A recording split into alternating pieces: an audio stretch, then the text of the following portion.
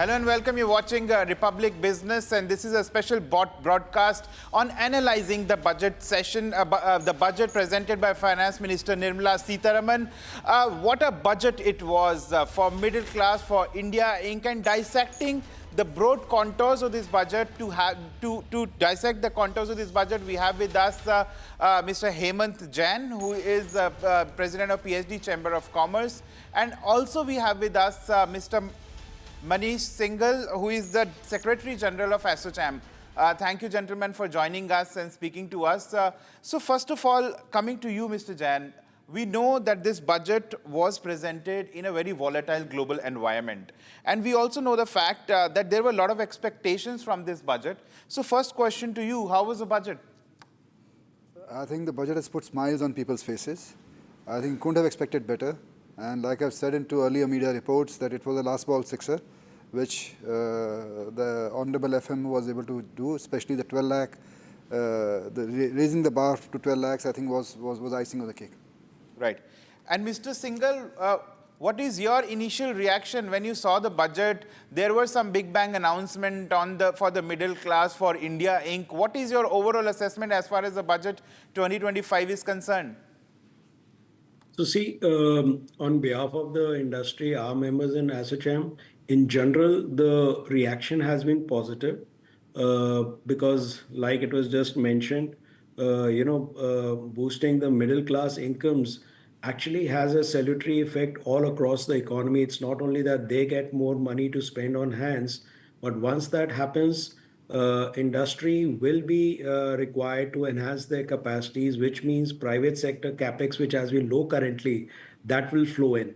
And once private sector capex flows in along with whatever government is spending, I think that's what is going to take our GDP growth from the 6.4, 6.5% everybody is expecting this year to the target 8% we all have been talking about for quite some time. Right. So since Mr. Singhal, you have touched upon the CAPEX, let me take this question to you only. Since there were in a pre-budget consultation meeting with Finance Minister, a lot of industry bodies like CII, PhD Chamber for Commerce, all asked for step up in capital expenditure. How do you see the CAPEX as of now? Because the CAPEX announced in the budget is 11.2 lakh crore, which is a slight step up from 11.1 lakh crores. So how do you see this hike in capital expenditure? See, we also need to keep in mind that eventually the government is also looking at a lot of fiscal discipline, and we are targeting an overall fiscal deficit of 4.4, which is, lower than 4.8 we are going to have this time. So government has somewhere its hands tied up. On top of it, the direct tax revenue shortfall of about 1 lakh crore, which will come, that's an additional burden. So I think still the government has done well enough to have a marginal increase in capex, which it can do. I think it's also a message here that, okay, we are doing something to boost consumption. Actually, the 1 lakh crore of tax benefit in a way should be looked at boosting consumption, which will help the industry. So maybe somewhere our industry members will need to step in now to look at capex from their end so that overall capex in the economy increases. Right. So coming to you, Mr. Jain, we know the government has made a big announcement as far as income tax rebate is concerned, raising the ceiling from 7 lakh to 12 lakh. And the objective, I think, is the consumption revival, because we were witnessing subdued demand in the economy. Do you feel that this raising the ceiling from 7 to 12 lakh is going to boost the demand and it will be beneficial for India Inc. as well? So like you started off, that today we are living in a very uncertain world. Europe is in doldrums, China is in doldrums. The growth rate of India also took a dip last year. So I think it was a much needed support to be given for getting the growth in the right track. So the government's this move will put money in the hands of people. Either they will invest it or they will spend it. Either way, it will come back to the economy. And it will come back from the economy from the middle class sector. So which means the spread of the money will remain in the hands of people. I think the stock market also will react very, very positively.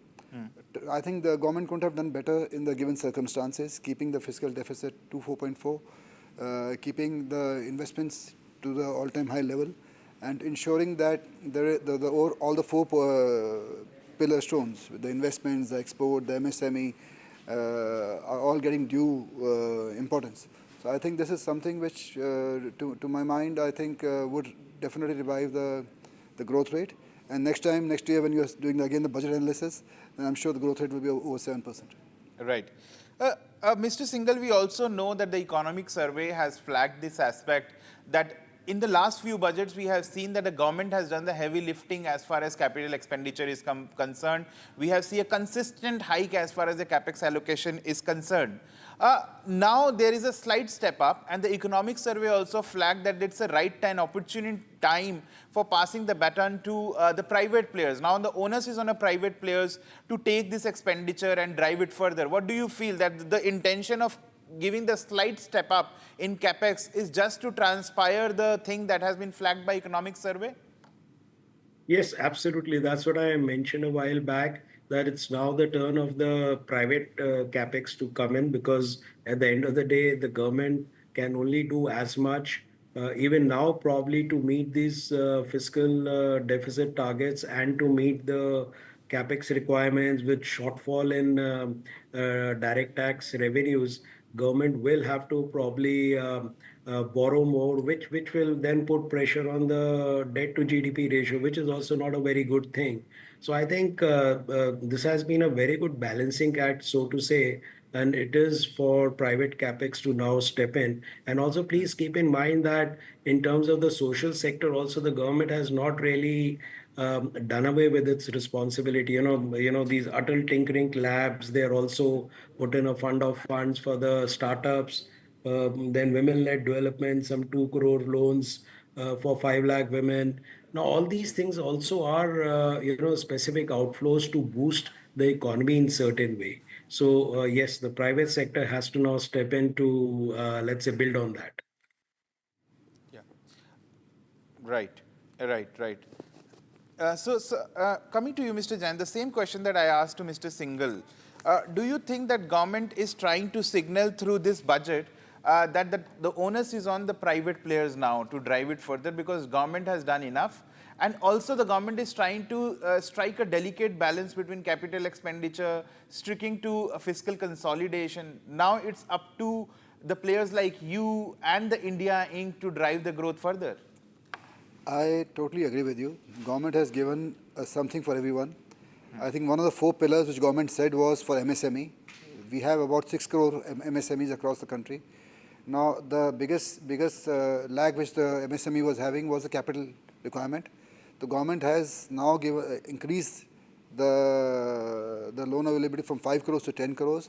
I think this will go a long way in spreading the MSME growth rate, which still is a growth engine for the Indian economy.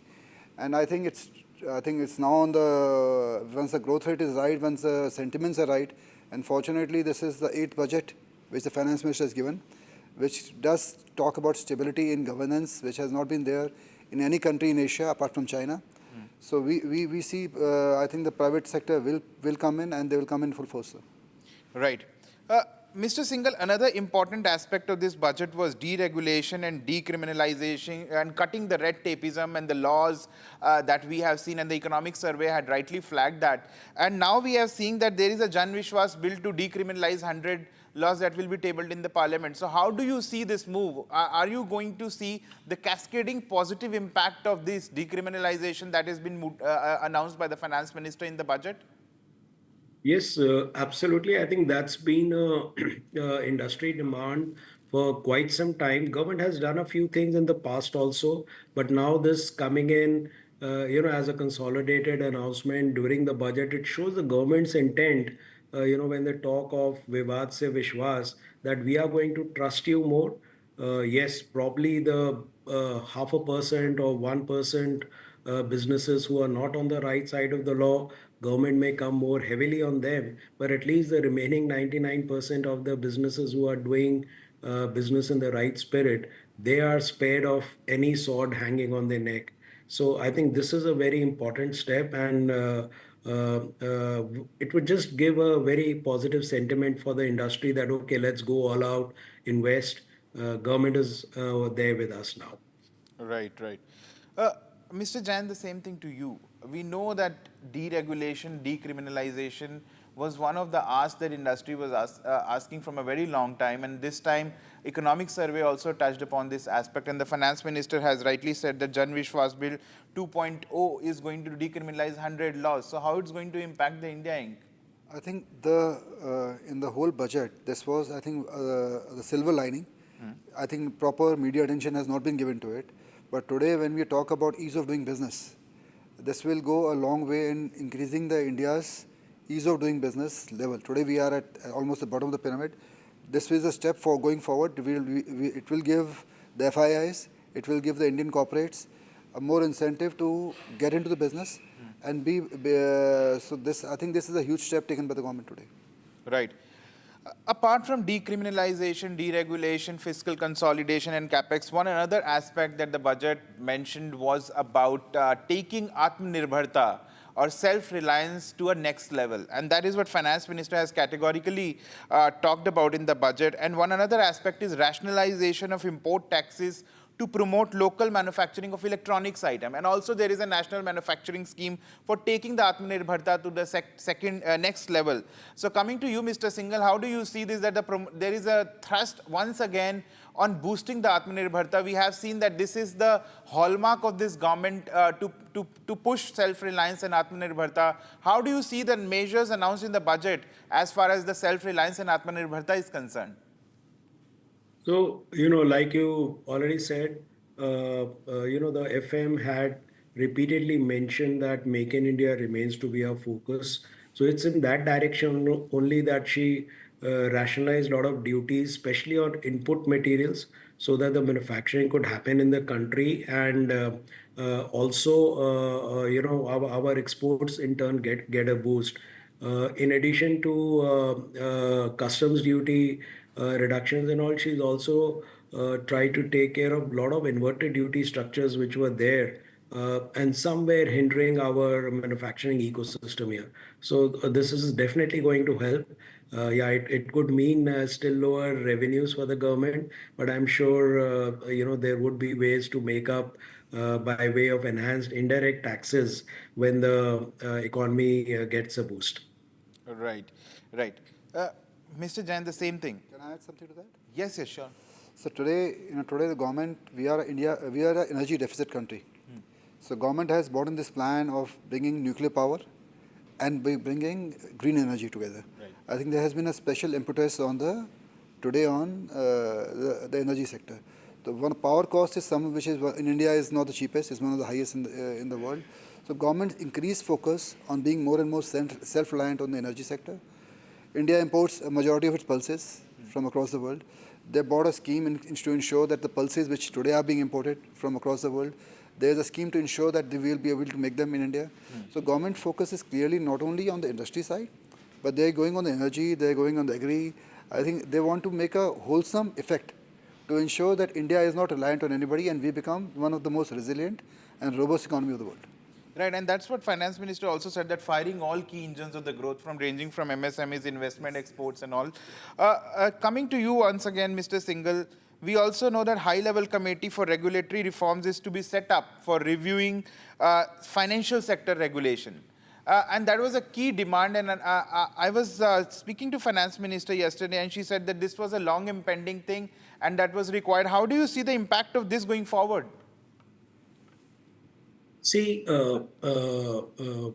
impact obviously is going to be positive, and this is very critical because as our economy is growing, the financial system of any country, for that matter, needs to be very robust and relatively pain-free.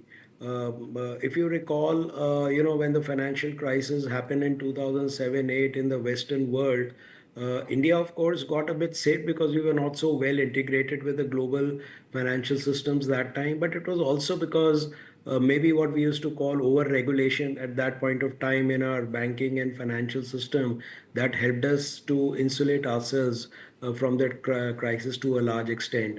So likewise now, I mean, we are three times the economy since then. So it makes all the more important for us to have financial regulation in place, and that's why, though there's been some noise that the crypto segment and all has not been looked at, reduce the burden of taxation and all from them.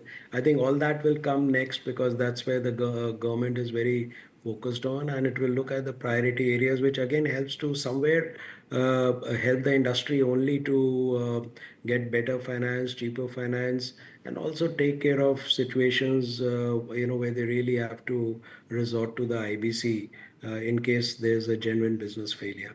Right, absolutely. Also, what more could have been done as far as India Inc. is concerned, Mr. Singhal? We know a lot of things that were what demanded in the pre-budget consultation, from a middle relief for a middle class, for consumption revival, to ease of doing business reform. What more could Finance Minister have done in this budget? And are you satisfied with what all she has done in her eighth budget this time? See, I think, we should always look at, what she's done. There'll be always a lot which we feel that she's not done or she could do. I think, like I said, there is a slight constraint of the fiscal discipline to be maintained. So to start with, it's been good, but like, it was just mentioned about MSMEs at ASSOCHAM.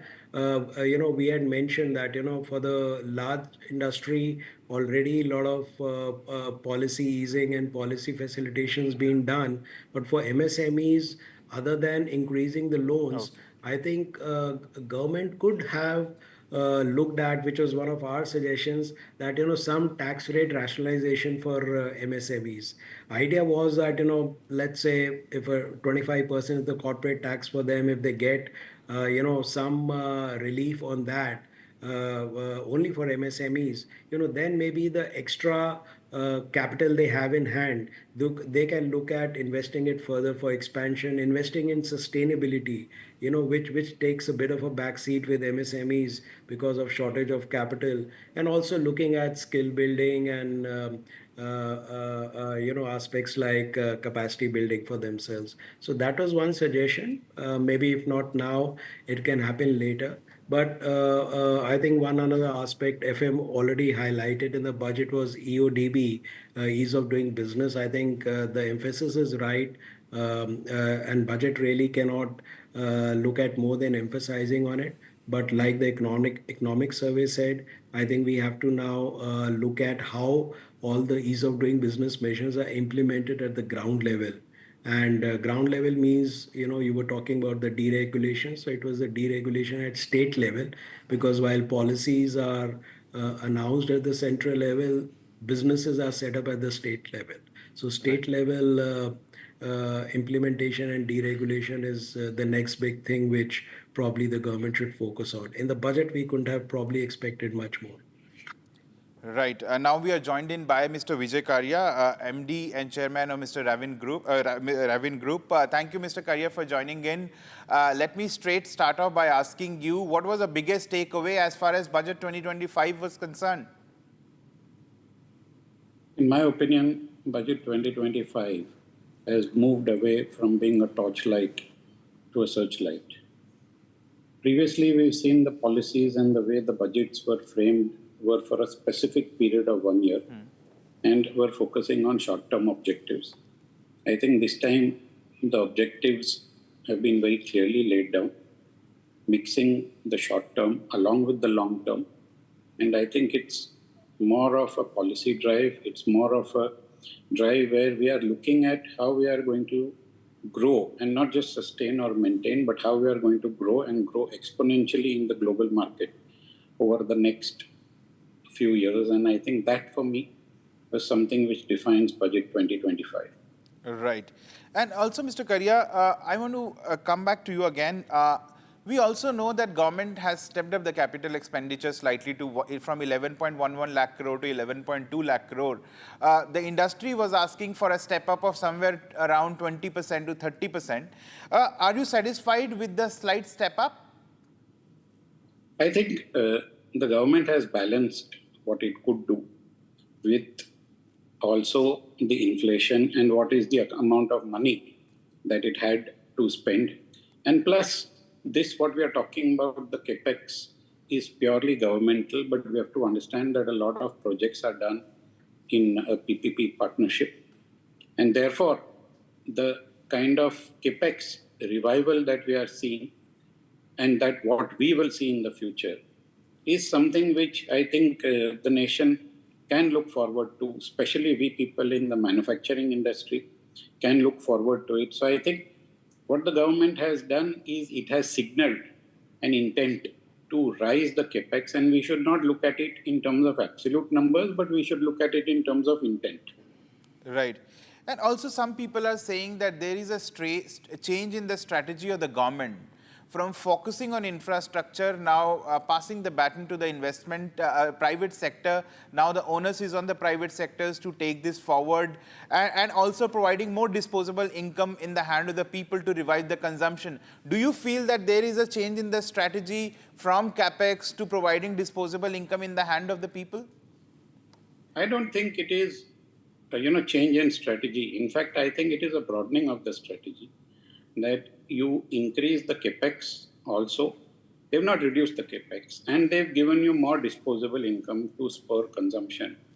So I think it's a broadening of the strategy. And I said that if I'm to look at it from a corporate level, even at a personal level, I would say that this budget 2025 is actually a defining budget, in the sense that it has set a tone for the future.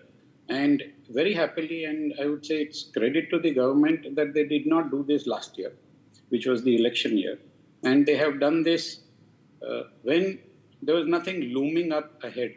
And they've made their intent clear. And I think from what I read, and what I see in the newspapers, etc., it does seem that the government, the policymakers, the people who were concerned were the decision makers, and they were trying to push the bureaucracy and the other governmental departments to accept their line of thinking. So if that is the case, it's a big achievement that they've made. Right. Very well said, Mr. Karia. Mr. Jain, we also know that another announcement of a turnover limit of up to 500 crore provides significant relief to medium enterprises. How do you see this move? I think everybody has to grow, and the MSME also needs to grow to take it to the next level.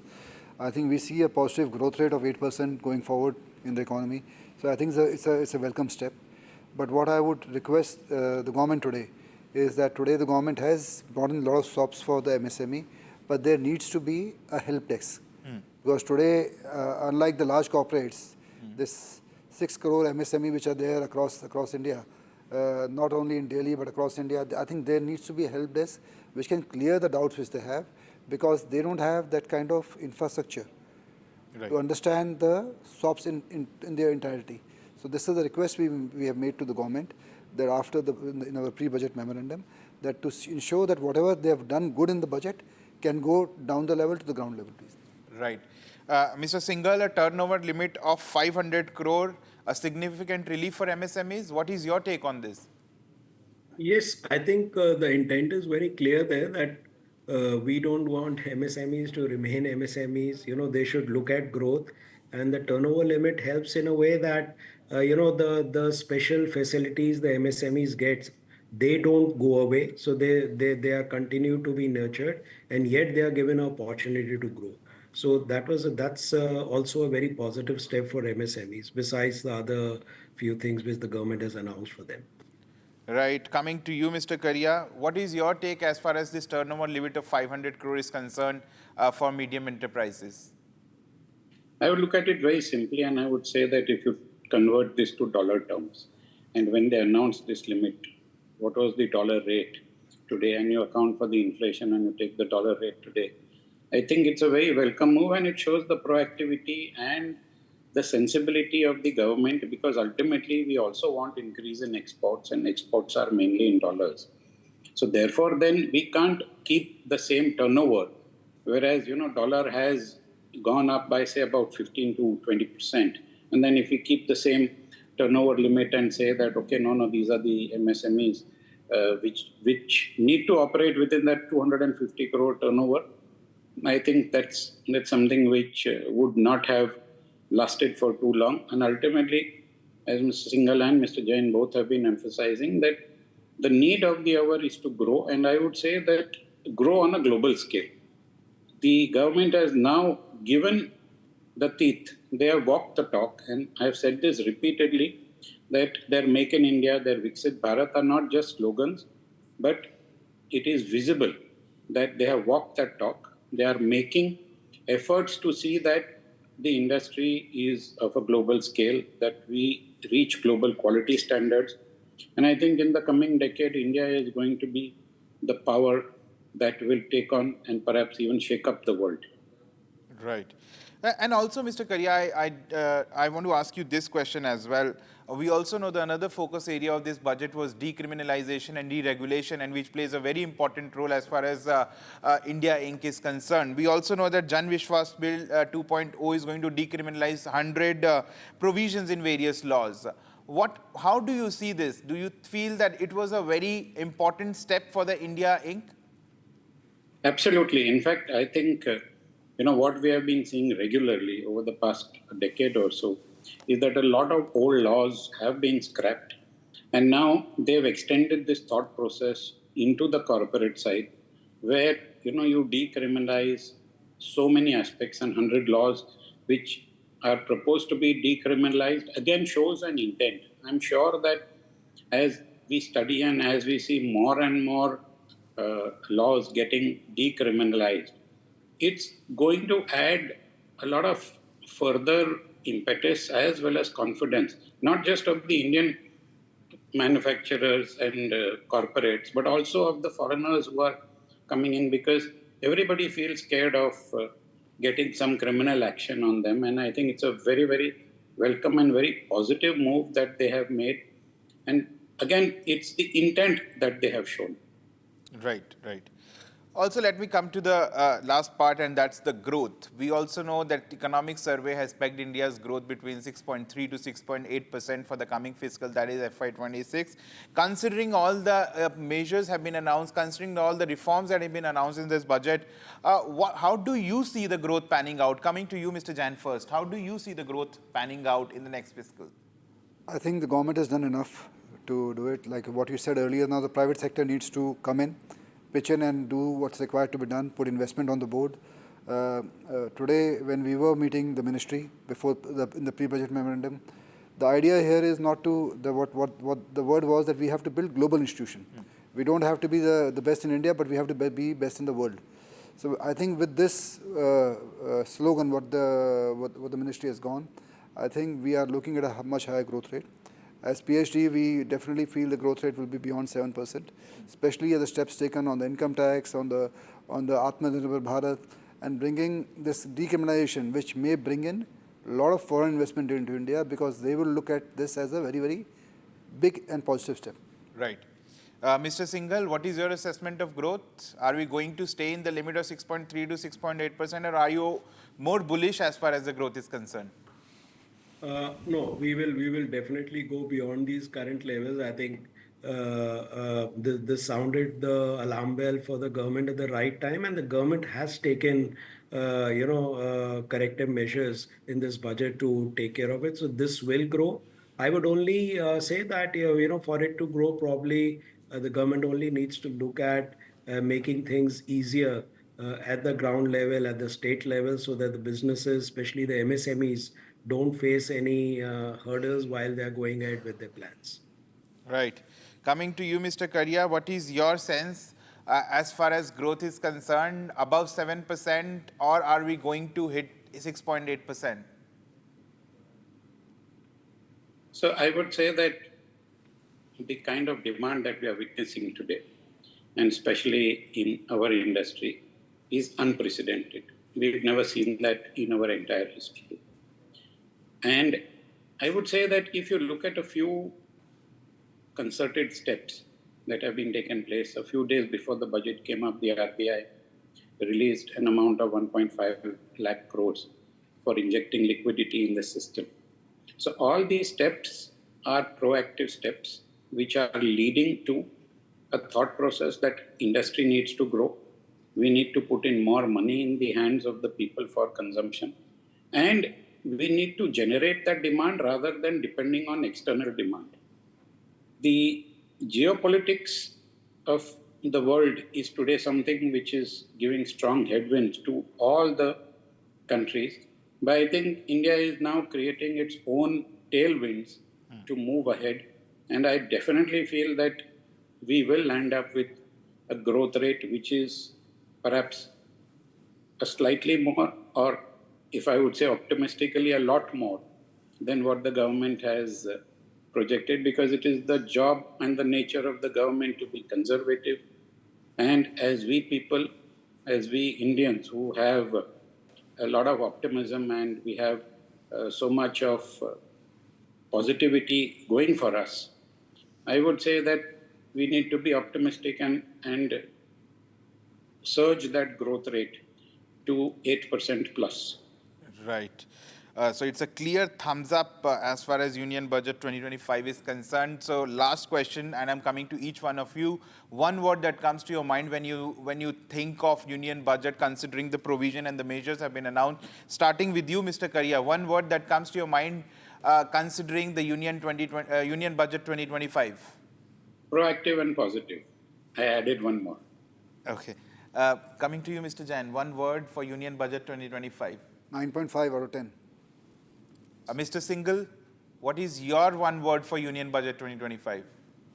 Visionary to take us to Viksit Bharat. Thank you, gentlemen, for speaking to us. So it's a clear thumbs up for Union Budget 2025.